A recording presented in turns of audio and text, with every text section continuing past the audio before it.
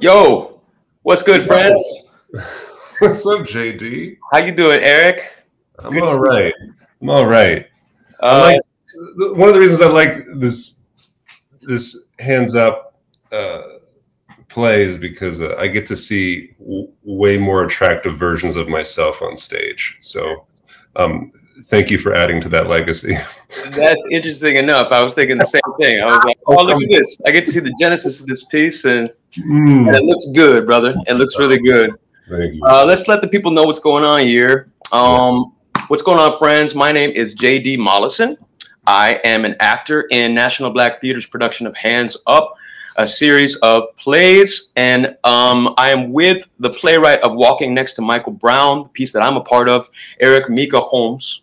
We're chilling together and talking about the process and about each other and about all things good, all things goodness. So let's open it up. It's good to see you, man. It's really good to meet you. I really love your piece. It was really blessing to be a part of it and to perform it. And I just wanted to ask you to start off what your inspiration was to writing next to Walking Next to Michael Brown. Wow. I know it's a chunky one. Just get right into it. Oh, I know, because there's a lot of entry points. Right. I mean, there's the basic entry point, which is that Keith Josef Adkins invited me to contribute. And this was shortly after Michael Brown was shot and killed in Ferguson, Missouri. And Keith was like, yeah, I'm going to commission, at that time it was only 6 Black male playwrights to write monologues inspired by their history of institutional profiling by the police. And I had to tell him, like, I don't know if I've ever been institutionally profiled by the police.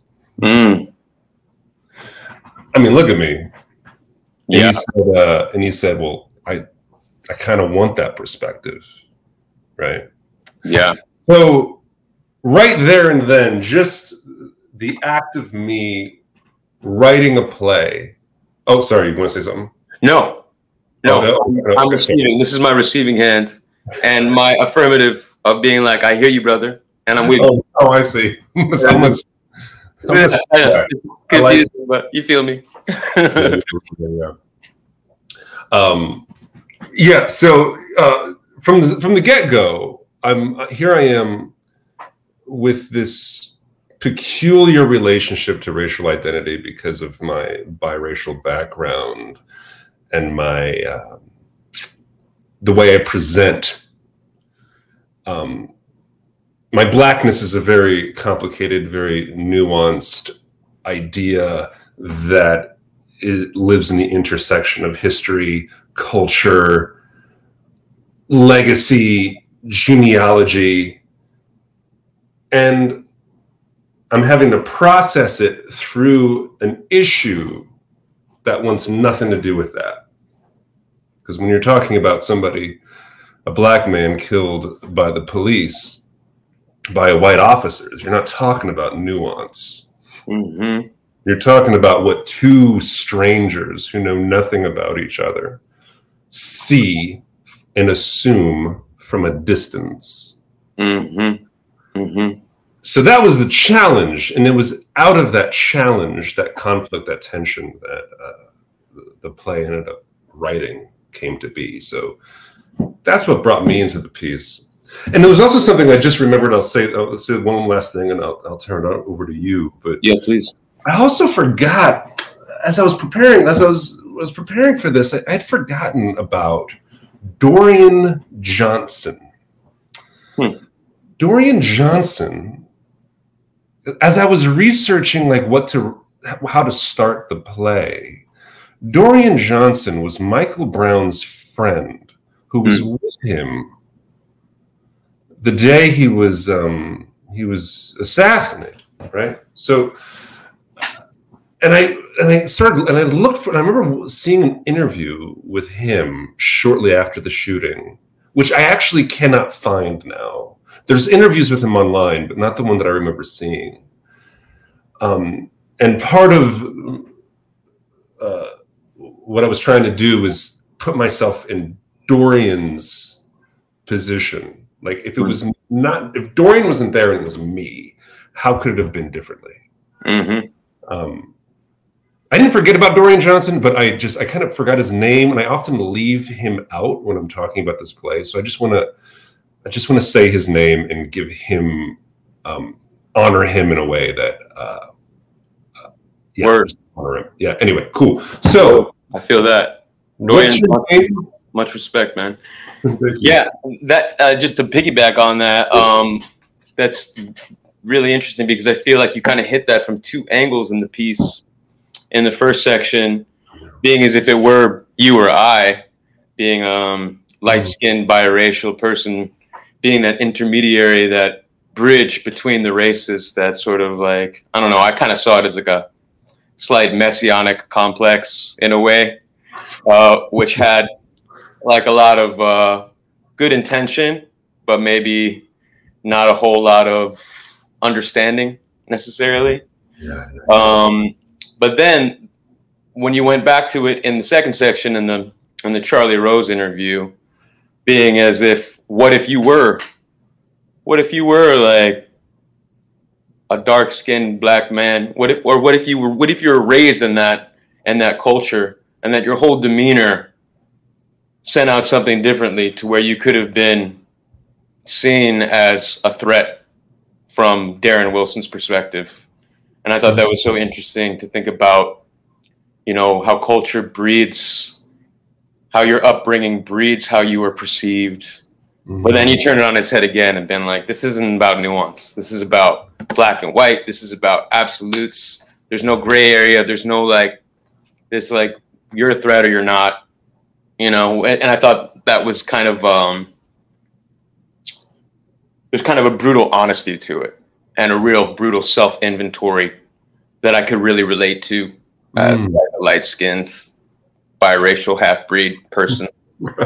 As to, like, you know, what is my place in this matrix? And I obviously want to be on the good side of the force, but, you know, what does that even mean? And, like, just all those questions that are really hard, that you really delved into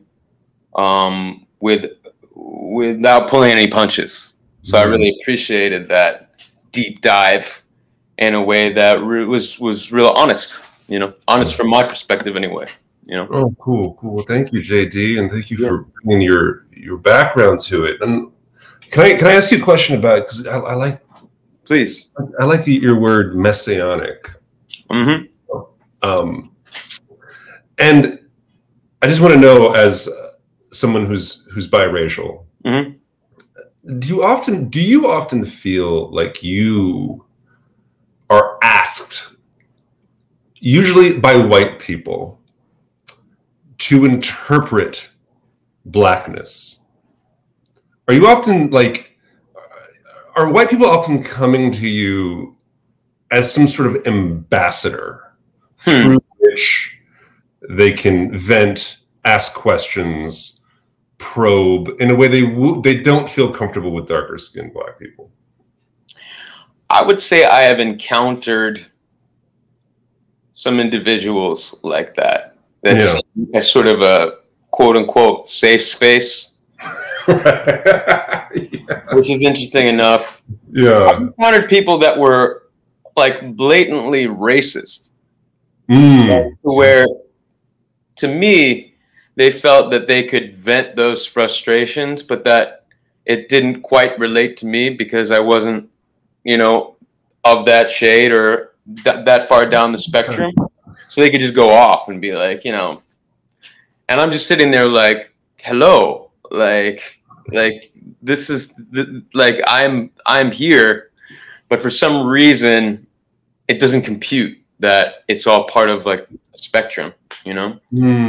But I've also experienced just blatant like racism towards me too. So I don't feel like I'm impervious. I don't feel like we're just because you're light skinned doesn't mean that you don't feel it too, but certainly less. But in terms of the ambassador thing, like, can you carry this message on to your darker brethren. Yeah. I mean, maybe in part, but mostly I feel like they felt comfortable enough to vent around me because I felt like, yeah, maybe a safe ambassador or what have you. Have you felt that? Have you felt that? They're being like, can you talk to your people? Right. Well, yeah, I mean, I think what I think what I make fun of in the play is the absurdity of the safe mulatto, like a superhero can come into the middle of any conflict. Yeah. And fear not. You know what I mean? Like I'm bilingual. Let me help all of you and make everyone feel like I do feel that there's a sense in which light-skinned / or biracial people, the absurdity of us finding value in our peacemaking potential, our ability to transcend race and see commonalities between both. I mean, I don't know. I'm not going to articulate. Actually, I'm not going to say that you or other people don't feel this way. I just know that I, in the past, had relished the opportunity. That's why I liked your word messianic, right? Yeah. Because it's kind of ridiculous. It's like totally is. It's a ridiculous thing to expect of oneself. It's ridiculous to just accept that other people would ascribe that role to me. So I just thought that was an interesting entry point into something as brutal as racial profiling is. Yeah, that's what really resonated with me when I first read the piece. I just thought it was such a specific viewpoint to come into the piece with, about this guy who's just like, come on, we can all just bridge the people. Like, let's just understand each other. This is just a miscommunication. Like, it's as simple as that. All we have to do is just build that bridge, and I could be that bridge. Yeah. And you're just like, bro, like,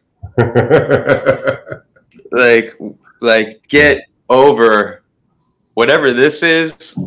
This ain't it. Like, there's a whole lot more going on. And it actually reminded me, I feel like this is something that I felt for a long time, but when I was in college, I think I came up against it pretty strong. Yeah. I remember I met this Vietnam vet. He's a light-skinned dude, kind of a prolific writer, wrote a bunch of books and some screenplays, and would chain smoke just like cigarette after cigarette in this coffee shop. And he kind of took a liking to me, and he was like, let me hand you the script and tell me what you think, and you could be good for this role, and what do you think? And we're talking about race one day, and I was like, well, like, I'm both, so I could be that bridge, I could be that bridge between the races. And he just stopped and he looked straight through me in a way I'd never experienced before. Yeah. And he just said, boy, don't you make this a crusade. And that shit just stopped me right in my tracks and just completely made things very clear to me about where I was, where I thought I was, and like some self-righteous complex that I needed to seriously get out from under if I wanted to actually connect in a meaningful, honest way. And so that hit me really early on. I feel fortunate that I came up against that when I was like 19, 20. Wow. But like, I felt, and that completely brought that memory right back up, because you hit it from a very humorous perspective, and then you do a deep dive and sort of upend that as the piece goes on to really get to a deeper truth. But that first sort of programming about like, come on guys, like, it's in me, it obviously works, white and black came together to make me. And you're like, bro, it's like not like that. Like, It's nowhere near as simple as that. So I really appreciated that, you know, that candor and that humor with that too, though, because I feel like the healing that you brought in and the compassion I felt throughout. So I always felt like the audience is in really good hands. The way you were threading that through, and like the real love that you have, and the real honesty about what's going on, and the bullshit that's going on too, you know. Yeah, right. And I could hear that in your performance of it too. It was in that story of that Vietnam vet. I mean, there's so much to unpack there. Yeah, dude. Like, I'm curious as to how that message endowed your journey as an artist after that. Like, what did it change? Like, because when he said crusade, was he identifying your desire to want to bridge and transcend? And as a result, and after he confronted you with that, what changed? I mean, I think it was just the understanding that life is a whole lot more complex than that. And there was a sense of kind of this little safety bubble of what I thought my purpose was and how I was being perceived suddenly shattered.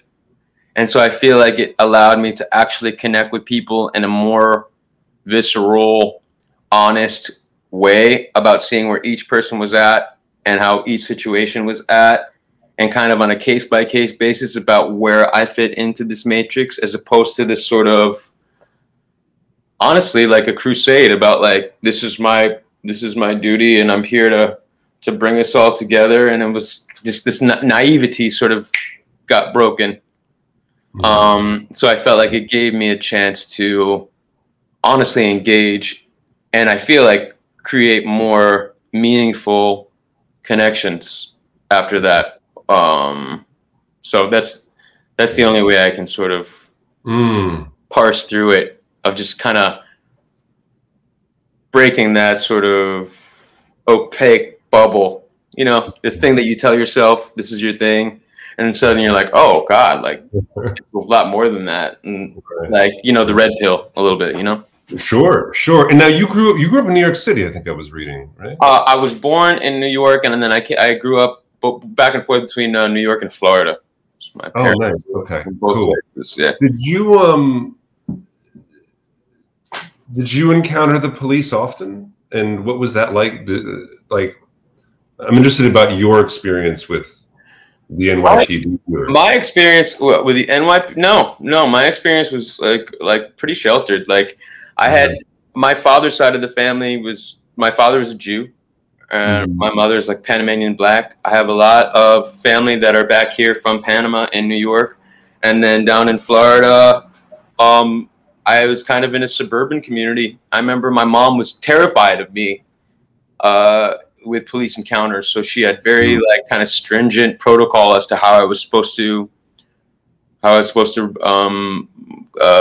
maintain myself in front of a police officer. Yes sirs, no sirs, hands at 10 and 2 on the steering wheel. Right. And like, if I can do an honest self-inventory, I was very non-threatening. There was nothing about me that was going to send a cop like to his holster. Like I was so terrified because of my sort of indoctrination and like the looming threat that my mom kind of imposed, that I was just primed to be like, whatever. But I do feel like I started to get into some more trouble and started to like test the boundaries. Kind of like what you were saying in that second piece with Charlie Rose about like, you know, I went to this party and I snuck into this place, and like, how much did I get away with because of like this, that like homeboy wouldn't be able to get away with. So that really kind of struck a chord with me about the stupidities and foolishness that I engaged in, that I probably evaded some serious consequences because of, you know, because of that, you know. Where'd you grow up? Where'd you grow up? Well, originally Jersey, Okay, word. But then Phoenix, oddly enough, which, I mean, wow, we could spend some time on the criminal justice system out here. I mean, specifically, specifically what the police do to, Mexican immigrants. Yeah. Sheriff Joe Arpaio's tyrannous marshaling of the state, which went for like 30-something years until he finally got voted out. There were certain laws that were passed that made it legal to racially profile. I think, forgive me, I didn't know I would have prepared if I knew I was going to go down this rabbit hole. But, I think the Supreme Court got involved at some point. Anyway. Yeah. So it was interesting as someone who's half black, half white, living in a white and brown state, observed the oppression on brown skinned people. So that was something that I kind of grew up with. I mean, I saw a lot of that, more than I personally experienced it. Like you, I was a little sheltered in that regard. And I also have dark-skinned family members who have, specifically in New Jersey, and also, people on the white side of my family have experience with the incarceration system. In fact, that's an actually interesting point of connection, is that I've actually, it's amazing how the black folks in my in my family and the poor white folks in my family are unified in their mistrust of the state and the police. And it's so, and a consistent dilemma that I'm always trying to think about is what's preventing these two groups from forming a coalition? I mean, here again, see, I could even hear myself. I can hear the messianic mulatto trying to come in and repair damage. When I see it domestically and intimately there, and I see so much alignment. Anyway, it's just something I think about. So you feel as if both sides of the family are facing the same sort of challenges in terms of criminal justice system or socioeconomics, and you're saying, why can't they kind of come together to ally, to align? Right. That's the Barack Obama era post, that comes from a sense of wanting to unify, and it's that burden, the idea to unify, which I don't know where that comes from, but it's an impulse that I'm constantly interrogating in order to get to the truth. And the truth is there's a reason it's so hard to unify those people, because they're incentivized by one of them can seek sanctuary in white supremacy and the other cannot, right? So and there's lots of political money that goes into fortifying that separation and making sure they don't. It seems that division creates some sort of infrastructure. That division is actually lucrative. They want to cash in on that, right? Yeah. And it's not new. I mean, it goes back to the origins of the country. It's really good to meet you, man. And to put a face to I kind of like the way structurally, also the way your mind goes a million miles an hour in each direction, and the way you write each kind of character and perspective in the piece is very profound and dramatic and specific. And so just kind of putting a face to it all, to like the genesis of all of it, is really cool.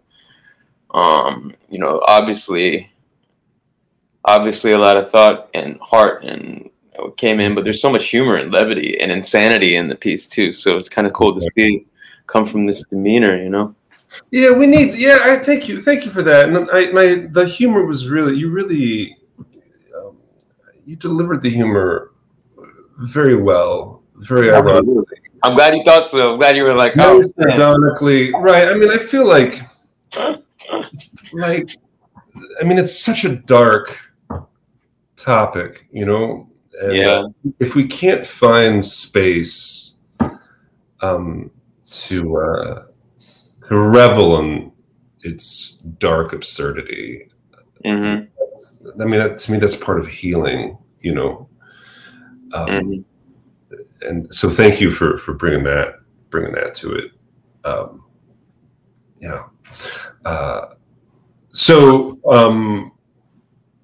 What was it like? So Jonathan McCrory directed it for you, right? He did. Was it working for him? Because I know he did one of the first productions of it. So how did he find you? How did he get you? He's wonderful. I've worked at National Black Theater a few times, and we've crossed paths throughout the years. And then this audition came kind of across my table in April. And it was really at a great time. Stuff was starting to open up again during the pandemic. And, you know, I came across the work, and the words just really, like, hit deeply and really resonated off the get-go. And it just seemed like it kind of aligned. And, you know, we've all done these deep dives, these internal dives during this time because we were forced to go inward. And I really felt like the energy was kind of moving and finding that form really quickly. And he set a really good space for the rehearsal. You know, we're still in this kind of remote atmosphere like we're doing now, but we had a chance to hear all the pieces in Hands Up. So there's a total of 7, and meet the other cast and kind of do these real excavations of the pieces. And he's got such a good ear to pick up all the context, and because it's an audio play, to really get the sense of like how we're telling the story and making sure that each thought is coming through and everything is really loaded because you wrote it that way, you know. It's really coded and loaded throughout. So really making sure that we honor that and finding that flow and that story was it was a cool experience, you know. Yeah, that's what I love about this piece in audio is that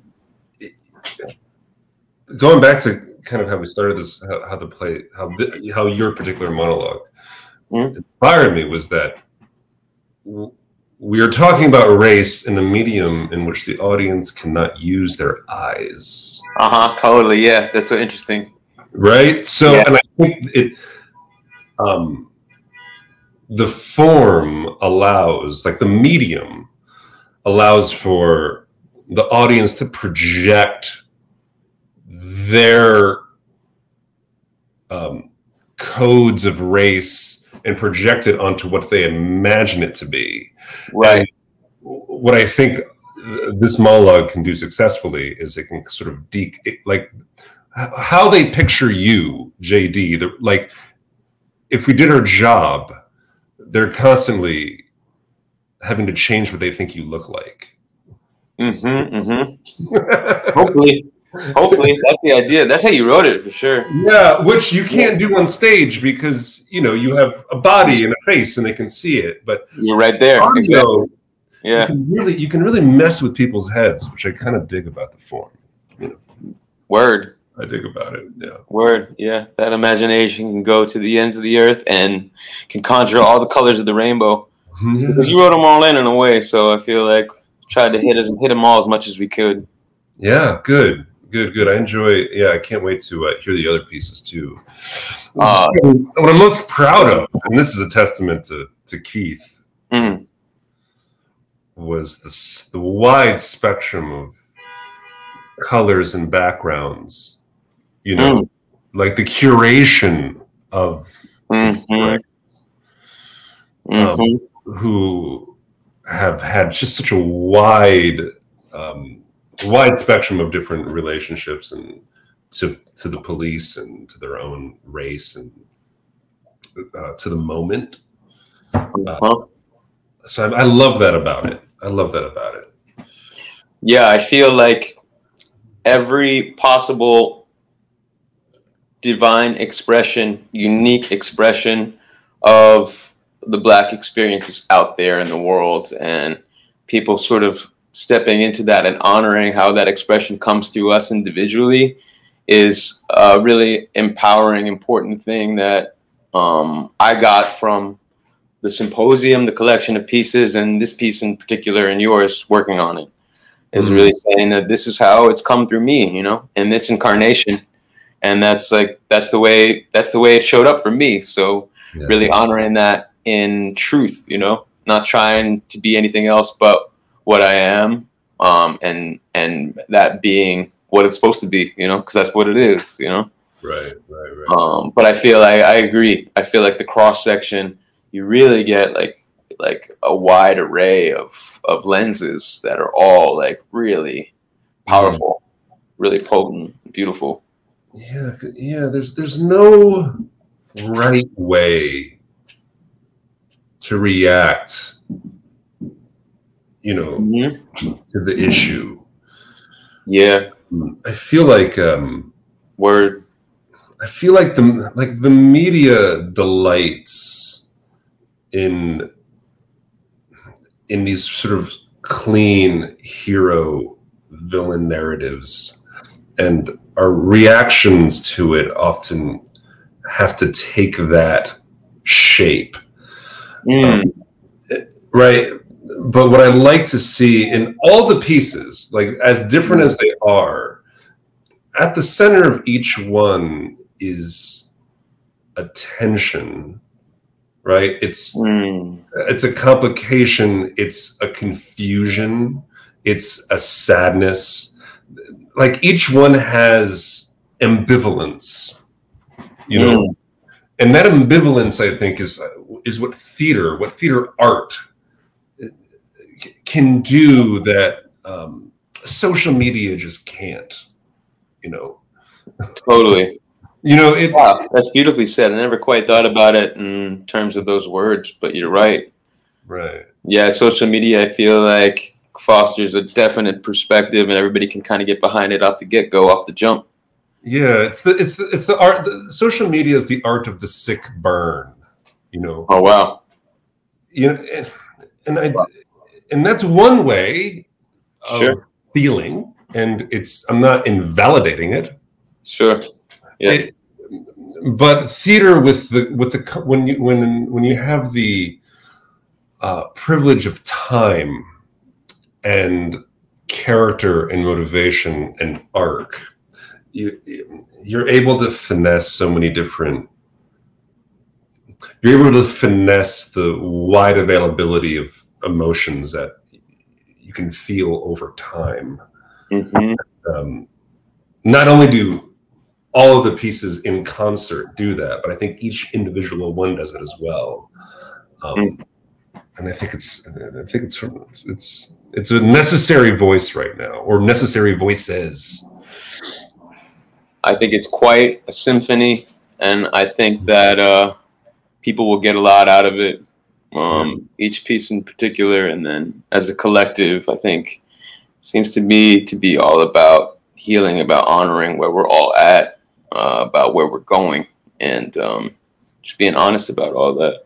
I feel like really lucky to meet you. And yeah, super great energy, and definitely on the good side of the force, and it's good to meet. When this plague is finally over and I'm back in New York, we can let's get up, bro. We'll get up. Yeah, that sounds good. Forward to it. Well, I just want to thank everybody for joining us today for this amazing conversation, and please check out Hands Up, this collective, and wishing you all well. Tickets are available at the link below, so check that out, and we will catch you on the flip. Thank you so much for joining me today, Eric. Thank you. And wishing everybody well. Much love. Peace.